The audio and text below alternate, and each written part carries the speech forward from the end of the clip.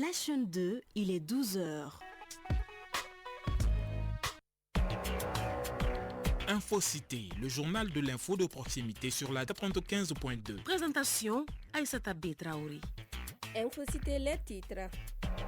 La délégation spéciale de la mairie du district de Bamako vient de lancer les travaux de curage des caniveaux des collecteurs des chaussées pour l'année 2025. Ce curage sera axé au niveau des points critiques supposés être les endroits les plus exposés aux inondations. Les détails dans ce journal.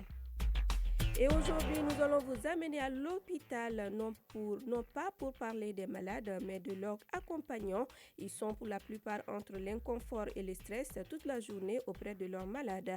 Rokiatou Traoré nous parlera du quotidien des malades et de leurs accompagnants dans cette édition. L'actualité internationale sera également au rendez-vous. Voilà pour le sommaire, le développement de ces titres dans quelques instants. Merci d'avoir choisi la chaîne 2 pour vous informer. Mesdames et messieurs, bonjour et bienvenue. Tout d'abord, démarrage ce matin au CICB des journées d'enrôlement à l'assurance volontaire pour la culture AVOC. Le projet repose sur une convention signée le 23 avril dernier entre les ministères de la Culture et de la Santé. Il ambitionne de doter les artistes maliens d'une couverture sociale complète, assurance maladie, allocation familiale et pension de retraite. L'AVOC est organisé avec l'appui des fêtières culturelles et l'enrôlement se poursuit jusqu'au samedi 24 mai. Nous y reviendrons dans nos prochaines éditions. Et dans le cadre de sa politique d'assainissement, la délégation spéciale de la mairie du district de Bamako a procédé hier au lancement des curages des caniveaux des collecteurs des chaussées pour l'année 2025. Ce curage sera axé au niveau des points critiques supposés être des endroits les plus exposés aux inondations, réduire les risques d'inondation en perspective dans la ville de Bamako, assurer un meilleur cadre de vie aux populations sont entre autres les objectifs recherché par cette initiative. Le montant déboursé s'élève à 51 50 965 francs CFA. Mariam Koulibaly. À partir de ce jour, la capitale malienne connaîtra un élan sans précédent en matière de gestion de ses réseaux d'assainissement. De gros moyens sont employés par la délégation de la mairie du district de Bamako pour que les dégâts causés par les pluies diluviennes en 2024 soient un mauvais souvenir. Les travaux de curage des caniveaux et des collecteurs ont été lancés à Bozola sur l'axe 125. Bala Traoré, président de la délégation spéciale de la mairie du district de Bamako. C'est notre mission régalienne d'assurer la salubrité, le bon ordre dans la capitale. À cet égard, nous avons pris nos dispositions, lesquelles anticiper la prévention des risques d'inondation par la mise en œuvre d'un programme spécial couvrant des zones exposées aux risques d'inondation. Des points noirs au nombre de 60, constitués par 40 traversées sous chaussée et 20 amorces de caniveaux ont été identifiés par nous. C'est là où nous allons intervenir pendant cette période-là. Un linéaire de 9396 mètres linéaires de caniveaux et traversées sous chaussée sera curé. Pour rendre ces travaux effectifs, la délégation spéciale de la mairie du district de Bamako est appuyée par 5 entreprises locales. Moussa Balo, responsable de Balo et compagnie service. Il y a 2 traversées au niveau de l'angle de l'hôtel de l'Amitié. Nous avons déblayé pour que l'eau puisse passer et on a commencé les curages tout au long de la rue 125 en direction de l'INPS. Nous comptons travailler de l'amorce des traversées vers les sorties. Ça nous permet de curer de telle sorte que l'eau puisse progressivement passer et qu'il n'y ait pas, même en cas de pluie, il n'y ait pas de risque de débordement. Dans la perspective de réduire considérablement les risques d'inondation, plus de 50 millions de nos francs ont été débloqués par la mairie du district. Malgré cette volonté, l'assainissement de la ville reste un problème complexe qui nécessite sans nul doute la collaboration de tous les acteurs, y compris la population. Bala Traoré, président de la délégation spéciale de la mairie du district de Bamako. Il faut la conjonction de plusieurs solutions qui concourent à la résolution du même problème. Donc oui, il y a nous, délégation spéciale, notre mission cardinale, c'est notre responsabilité. Il y a le ministère de l'Environnement. Mais n'oublions pas, il y a la population. C'est la population qui produit les déchets. C'est la population, tous les actes décriés viennent de la population. Sans le soutien, sans la participation, la contribution et le changement de mentalité et de pratique de la part de la population, je crains que le travail ne puisse prendre trop de temps avant d'aboutir. Oui, c'est notre mission, oui, c'est de notre responsabilité, mais que la population joue sa partition. Cette action traduit la volonté politique du gouvernement de réduire durablement les risques d'inondation à Bamako tout en améliorant la santé publique, l'hygiène et la salubrité du cadre de vie urbain. Et c'est l'une des causes des inondations. Il s'agit des déchets. Ici à Bamako, la gestion des déchets constitue un véritable problème ayant pour conséquence l'insalubrité, les maladies comme le paludisme, la diarrhée, la fièvre typhoïde, un casse-tête pour la population et les autorités. C'est ce qui ressort de ce reportage signé Tanavet Sangari. Difficile de faire un tour à Bamako sans voir les déchets dans les rues, dans les marigots et sur les artères du goudron. L'incivisme est la principale cause de cette insalubrité. À Sébenikoro, Awa Konate est gargotière. Sur place, on constate qu'elle est entourée de pas mal de déchets et d'eau stagnante. Rendre propre cet espace relève d'un parcours de combattant. Même si je nettoie le lieu, il y a des personnes qui viennent le salir. De l'autre côté, dans le même quartier, comme d'habitude, Namouri Keita est venu prendre du café chez son ami. Malgré que l'endroit laisse à désirer, il a sa raison. C'est propre sous le hangar là où je prends mon café, mais pour ce qui est du reste, je ne peux pas assainir totalement cette partie. Mon ami non plus. La tâche difficile revient donc au groupement d'intérêt économique, GIE. Ces comportements rendent leur travail difficile selon Moro Kanté, président du comité des GIE de Bamako. Les populations utilisent anarchiquement les ordures, jettent dans les caniveaux. Nous qui sommes là pour pouvoir évacuer cela, on n'a pas la même mise sur toutes ces activités pour pouvoir rendre l'action plus appropriée. Pendant l'hivernage, on a toutes les peines du monde à ramasser les ordures pour les évacuer. Il y a pas mal de communes qui n'ont pas les dépôts de transit. Aujourd'hui, qui peut imaginer qu'en ce 21e siècle, que les GIE interviennent avec des charrettes et puis les ânes au centre même de la capitale. Pourtant, en 2023, le gouvernement a investi 300 millions de francs CFA pour l'aménagement du nouveau site devant abriter le dépôt de transit de Medina Koura. Doukouré Aïda Mboup, présidente de l'association Mali Propre Mon Combat. La population se permet de verser des ordures partout en pleine circulation. Quelqu'un qui est sur un Range Rover se permet de descendre sa vitre et de jeter sur le goudron. Ça montre de l'incivisme. Et les fosses septiques qui sont ouvertes en pleine journée. Et des enfants tombent dans ces fosses septiques. C'est pourquoi on dit à nos autorités de mettre en place des sanctions et de les appliquer.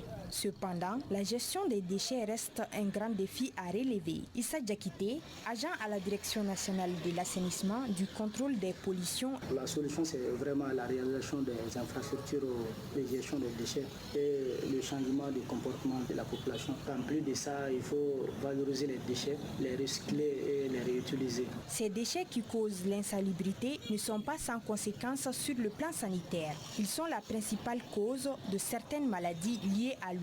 Mohamed Boubou Diakité, médecin généraliste. Ça peut favoriser la prolifération des virus, des microbes et des parasites qui vont à leur tour augmenter le risque de maladies.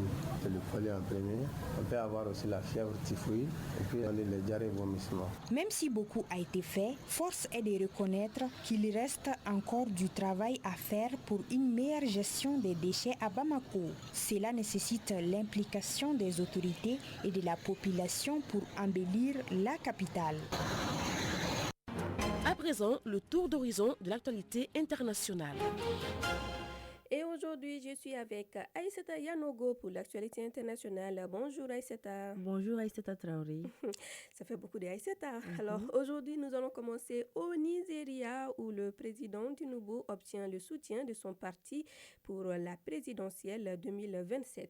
Le parti au pouvoir au Nigeria, le All Progressive Congress, a soutenu hier la candidature du président Bola Tinubu à un second et dernier mandat lors de la prochaine élection prévue début 2027. À 73 ans, le président Tinubu a remporté le dernier scrutin présidentiel en février 2023 que ses deux principaux rivaux ont contesté en vain devant les tribunaux, affirmant que le vote avait été truqué. L'APC a déclaré lors de ce sommet à Abuja qu'il souhaitait que M. Tinubu poursuive les réformes qui, selon le gouvernement, ont relancé l'économie après la suppression d'une subvention coûteuse à l'essence et la libéralisation du taux d'échange. Le sommet a coïncidé avec le 2e anniversaire de la présidence de M. Tinubu et plusieurs ministres ont également parlé de leurs réalisations depuis leur entrée en fonction. Et en République démocratique du Congo, le Sénat lève les immunités de l'ancien président Joseph Kabila. Le Sénat a voté hier à une large majorité la levée des immunités de l'ancien président Joseph Kabila. Il est accusé par la justice de complicité avec la rébellion de l'AFC et du M23 qui ont pris le contrôle de plusieurs zones de l'Est du pays. Le mois dernier, le ministre de la Justice avait saisi la justice militaire afin d'engager des poursuites contre l'ancien chef de l'État et sénateur à vie pour sa participation au mouvement du M23 dans le contexte d'intensification du conflit dans l'Est de la RDC. Cette décision des sénateurs a immédiatement donné lieu à de nombreuses réactions dans la classe politique congolaise. Et aux États-Unis, la Maison-Blanche persiste et signe sur la persécution d'Afrikaners. La Maison-Blanche insiste sur la véracité de la vidéo montrée au dirigeant sud-africain Cyril Ramaphosa lors d'une réunion à la Maison-Blanche. En conférence hier, la secrétaire de presse Caroline Leavitt a maintenu la position du président Trump que la vidéo montrait des images de croix en Afrique du Sud concernant des fermiers blancs qui ont été tués et persécutés politiquement à cause de la couleur de leur peau. Des propos totalement rejetés par le président Ramaphosa, soulignant qu'un groupe de personnes qui ne faisaient pas partie de son gouvernement ne saurait représenter l'Afrique du Sud. Et voilà, c'est l'essentiel de l'actualité internationale de ce 12 heures. Merci beaucoup, Aïssata Yanogo, pour toutes ces nouvelles. Je vous le disais dans les titres, scindés en sous-groupes installés sous les arbres ou les hangars dans la cour du centre hospitalier universitaire Gabriel Touré. Ils sont nombreux à venir porter assistance à leurs parents malades. Sur ces visages des fois impassibles, on peut lire la souffrance. Découvrons avec Ourokiatou Traoré le quotidien des malades et leurs accompagnants à l'hôpital Gabriel Touré. Ils sont plusieurs dizaines d'accompagnants au chevet des malades dans le centre hospitalier universitaire Gabriel Touré. C'est là dans des conditions très peu commodes. Certains passent la nuit à même le sol et à la merci des insectes. Entre insuffisance et désarroi, ces accompagnants de malades désespérés appellent à la solidarité. Les fortes aimées accompagnantes. Mon enfant souffre du cancer. Nous sommes hospitalisés il y a à peu près 3 mois. Nous lançons un cri de cœur aux autorités. Le traitement coûte trop cher et nous n'en pouvons plus. Oumou Touré, accompagnante. Mon neveu souffre d'une maladie invisible. Il a 3 ans et est toujours figé dans la peau d'un nourrisson et avec des parties du corps qui se décomposent toutes seules. La maman a déjà perdu 3 enfants à cause de cette maladie et celui-là est le 4e. Nous n'avons plus un sou. Nous sollicitons l'aide de tous. Devant les situations les plus critiques, les agents de santé eux-mêmes tirent la sonnette d'alarme pour les patients concernés. Ismaël Berthe, médecin ORL. On lance des quêtes. Et également après ceci, on va également aller voir aussi la direction, ce qu'il peut faire pour ce patient. Maintenant, le problème est que souvent, par exemple, je prends l'exemple sur un patient qui vient, chez qui le cancer a été détecté, que ce soit n'importe quel cancer, dont la prise en charge est très chère. Maintenant, face à ça, le patient va être épuisé financièrement. D'ici là, on essaie d'inclure le patient à l'ANAM. Maintenant, pour cela, il faut vraiment des papiers à fournir, beaucoup de papiers à fournir. Et de là, avant même que le patient ne trouve tous les papiers rassemblés, donc ça va trouver que c'est déjà trop tard. Pendant que certains se plaignent de ce qu'ils qualifient de négligence des agents de santé, d'autres en revanche se réjouissent de leurs prestations. La Cine Cissé, accompagnant. Certains chefs sont rigoureux et ont l'amour de leur métier. D'autres par contre se fichent réellement des patients. Hassan Touré, accompagnante. Je remercie vraiment le personnel médical. Depuis notre arrivée jusqu'à maintenant, c'est avec la même gentillesse qu'ils s'occupent de nous. Pour Dr Abdoulaye Guindo, anthropologue de santé, L'assistance des nécessiteux est une action de haute portée. Cependant, il demande la présence des accompagnants à hauteur de mission. Quand les professionnels de santé viennent le matin, chaque jour, il y a des visites qui sont réalisées auprès du malade et on demande le matin qu'est-ce que le malade a eu la nuit. Pour les gens qui ne parlent pas Bamana ou encore le français, ça va vraiment être très compliqué. Ça va impacter négativement sur le travail du médecin. L'aspect communication est une dimension très très importante. Une situation très écœurante qui mérite les regards des autorités et de la société.